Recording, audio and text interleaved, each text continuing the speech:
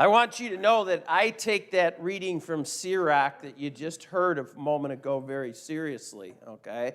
So there's that line in there that talks about as your father is getting older, and of course, that challenging mind, he might be losing his mind, and to be kind to him, okay? And so my father, who's sitting back there right now, all right, is, he's a Spartan, okay? And, so as he's losing his mind, I try to be kind to him, okay, as he gets closer to that Spartan. I even bought him a Spartan mug for Christmas. So, see, I have to be kind to him because that's what Sirach is telling me to do, all right? So, as I contemplated, of course, and thought about this particular day and the Feast of the Holy Family that we celebrate, where we kind of recognize Mary, Joseph, and Jesus, together, it made me start to think about a book, Robert Fulghum. I don't know if you've ever read any of his books. Of course, he does the one, Everything I Know I Learned in Kindergarten, and another one that he had is one of my favorites, is Notes That Are Left on the Refrigerator Door. I don't know if it's the exact title, but it's similar to that. But he tells a story in there, and it kind of it makes me think about, how we find out that our family is just so special, okay? And he tells this story about this man, and this man, wanted to share and how he came to know that he was a part of a very, very special family, that he belonged to a special family.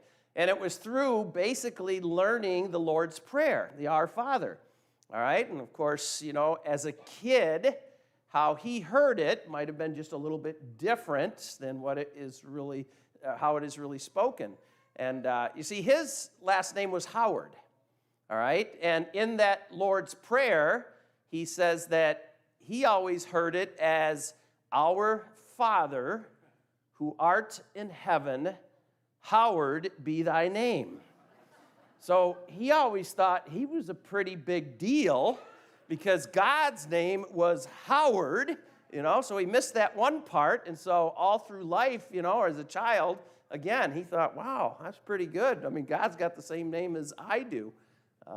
It just kind of makes me think about how we come to know ourselves as being special and being a part of a family. And of course, as I look out here, and even yesterday's is I was gathering with my family, or I'm just thinking about all the family gatherings and how we get together during different times of the year like this.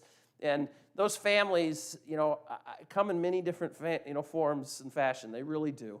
And, they're not always the traditional. Sometimes they're the not so traditional. But they come together to share and laugh and just have a good time. And I'm sure that all of you in some way over the course of the last week, over the course of the next couple days, you'll experience that. And I know sometimes you might come together and you say, my family is really crazy, all right, and really strange. As you're laughing, Ann, because you already know it, right? And we have that. I know Father Dave is a crazy Ed. Oh, what's your uncle's? Crazy George. How many homilies he's gotten out of Crazy George, okay? But we always have those people. We have that in our family. It just adds life to it, right? But it's about that belonging. Now, one of the things that I think is interesting with this day, as we honor the Holy Family and we talk about the Holy Family, we don't really have a lot of information about the Holy Family, do we?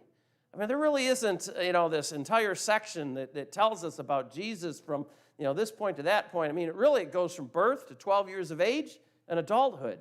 There's a big gap in there. So, I mean, why do we look to the Holy Family, as being so special? Why do we look to the Holy Family as such a great example?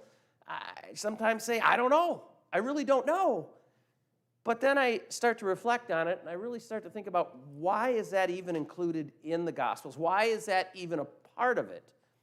Well, a lot of it has to do with the mere fact of how God came into this world and how God came in to be a part of our lives. He could have came in on this cloud and just hit us really big and with bright lights and said, here I am now, I'm going to walk amongst you. All right, but he didn't. He came in as an innocent child. All right, and what did he do? He grew up in a family. I mean, he's kind of giving us a message here and telling us, look, I just want you to get to know me.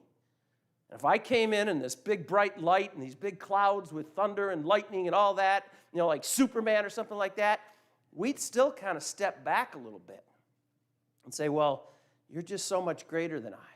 You're too big. You're too big for me. But he's telling us, look, I want you to realize that I want to be in your life, and I don't want you to be afraid of me. I don't want you to be afraid of me, so I come in as an innocent child into a family. Maybe normal, maybe not so normal. We can tell that Mary had a not so normal moment right there when she was filled with anxiety. That's a nice way to put it, I'm sure. Okay, even the Blessed Mother, I'm sure, had a few thoughtful words for her son at 12 years of age, like we all do for our preteen kids when they do something like that. All right, but he says, look, I come to you in a family, and I want you to realize that I just want to be a part of your life. I want you to invite me to be a part of this journey. I want you to walk with me because I want to walk with you. And that's why he comes to us, and that's why today, we honor this Holy Family, not because we know a whole lot about them, but because God comes to us through them so that, again, we can have a relationship with them. And that's kind of our challenge. Not to be so afraid or to look at it from so far away, but to say, I need to get to know you, Lord. And I'm going to get to know you, through the experiences of belonging. Now, I'm going to cheat a little bit today, all right? So I had another kind of part to this homily, and then Doris comes in this morning and throws something at me, all right? We share a likeness for a NPR show on Sunday mornings. It's called On Being, and it's a commentator by the name of Krista Tippett, and she just interviews all kinds of incredible people. Well, this particular one happens to be about a book, and this author, this young lady, that I don't know how recently she passed, but she passed away not too long ago, and she was a Christian writer. And Doris shared this with me, so I'm going to read it, okay, because I think it's best, all right? And so she sent this to me this morning, and it just made me really think, about the whole idea about belonging. We belong to our families, and they teach us that we are special, I hope. We're part of the Howard family, maybe. All right? They teach us that we're special. We get our identity sometimes from belonging to that family, crazy or not. All right? Then it begins to expand out, and we belong to other families. It may be a family at work. It may be a family at school. It may be a family of friends. But it's in that belonging that, again, it continues to give us identity. But it also helps us to kind of walk with them and lean on them and to kind of gain some life, by being a part of that. But anyways, in this particular story this morning, it is written in this book, on those days and nights when my most honest answer to the question, why are you a Christian, is just, I don't know, or why not? That might seem like a paltry and pale version of yes, but it is a yes nonetheless. For better or for worse, these are seasons when we hold our faith, and then there are seasons when our faith holds us. I love that. There's times when our faith holds us. In those latter instances, I am more thankful than ever for all the saints, past and present, who said yes, and whose faith sustains mine. They believe for me when I'm not sure I believe. They hold on to hope for me when I've run out of hope. They are the older person sitting next to me in the pew and the little kid behind me who recites the entirety of the Apostles' Creed on my behalf on those Sundays when I cannot bring myself to say all those ancient words wholeheartedly. Is this what I really believe? They pray for me when the only words I have to say to God are words that I refuse to allow to be printed on this page because they would make even the most foul-mouthed friend blush. I've come to believe that wholehearted faith isn't just about coming to terms with the heart that beats inside me. It's also about understanding how God has knit together my heart with the hearts of that old little person and that little kid. Wholeheartedness is about seeing and comprehending my place in a bigger family of faith.